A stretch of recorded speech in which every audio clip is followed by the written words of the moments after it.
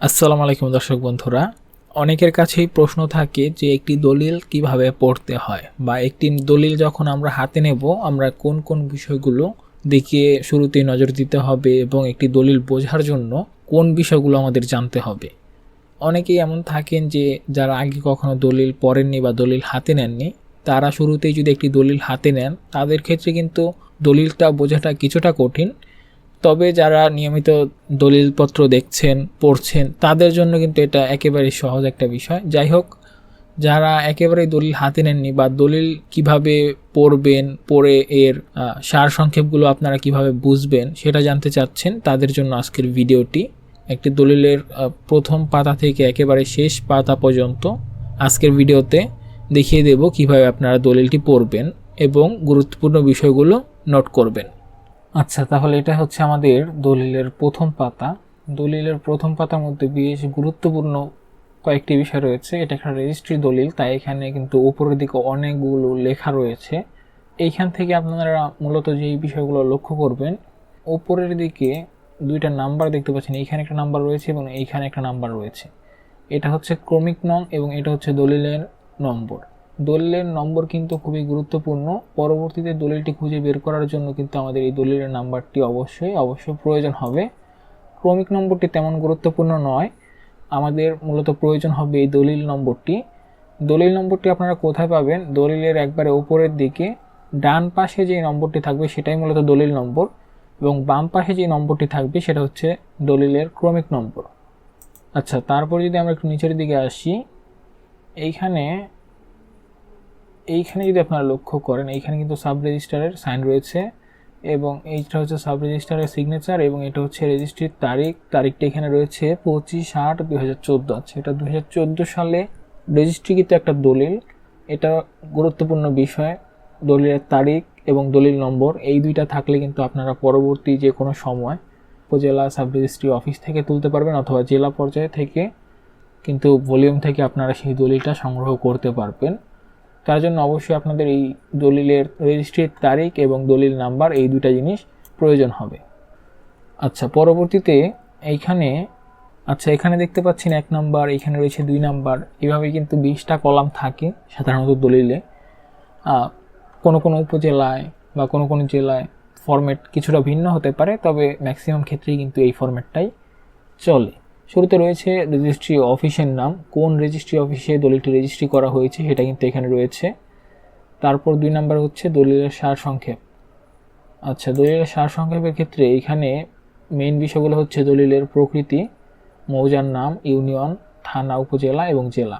এখানে দলিলের প্রকৃতিটি আপনারা দেখতে পাচ্ছেন এবং তারপর রয়েছে মৌজার নাম, ইউনিয়ন রয়েছে, উপজেলা রয়েছে এবং জেলার নাম এখানে রয়েছে। তারপরের যে গুরুত্বপূর্ণ বিষয় সেটা হচ্ছে হস্তান্তরিত সম্পত্তির পরিমাণ। এইখানে কিন্তু আমরা দেখতে পাচ্ছি 50 শতক জমি কিন্তু এখানে হস্তান্তর করা হচ্ছে, অর্থাৎ এই দলিলের মাধ্যমে 50 শতক জমি সাফ কাওলার মাধ্যমে রেজিস্ট্রি করা হচ্ছে। এবং জমির শ্রেণী যদি আমরা লক্ষ্য করি, নামা এবং মূল্য রয়েছে এখানে 2 লক্ষ টাকা। এই ছিল আমাদের প্রথম পেজের বিষয়গুলো।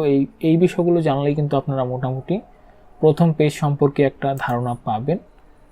তারপর দ্বিতীয় পেজে 3 নম্বর কলামে শুরুতে রয়েছে গ্রহীতার নাম ঠিকানা। ঠিক আছে, এখানে শুরুতেই 3 নম্বর কলামে গ্রহীতার নাম ঠিকানা থাকবে। এখানে একজন রয়েছে গ্রহীতা।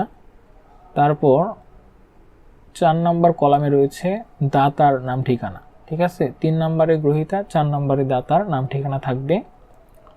তারপর আমরা যদি 5 নম্বরে যাই, 5 নম্বরে আমরা দেখতে পাচ্ছি আমোক্তা প্রতিনিধি অভিভাবকের মাধ্যমে দলিল সম্পাদিত হইয়া থাকিলে তাহার নাম ঠিকানা বিবরণ।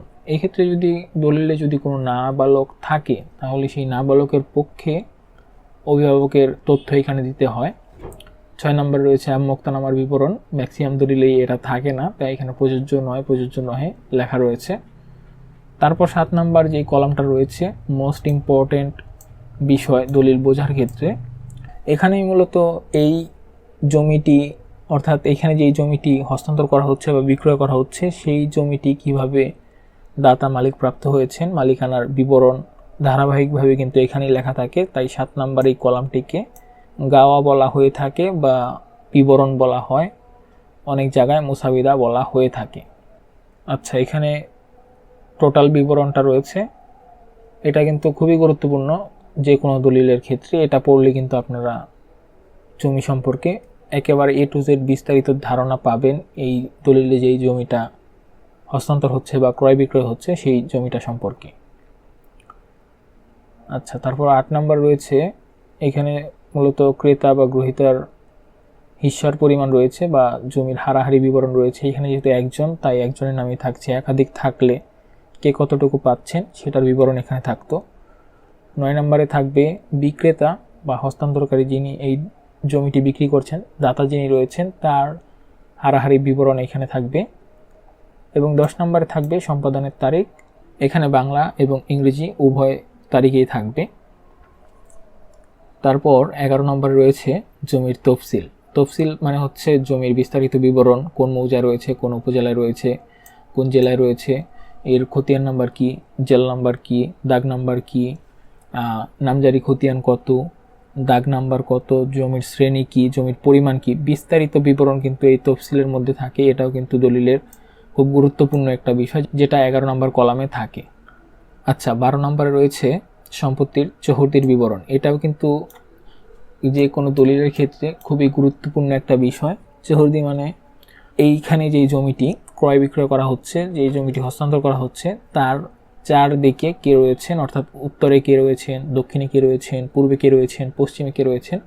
অনেকে এটাকে লাইটলি নেয়, কিন্তু এটা মোটেও লাইটলি নেওয়ার মতো কোনো বিষয় না, গুরুত্বপূর্ণ একটা বিষয়। এটাও কিন্তু অনেক সময় কোন জায়গায় জমিটি অবস্থিত সেই অবস্থান নির্ধারণে গুরুত্বপূর্ণ ভূমিকা রাখে।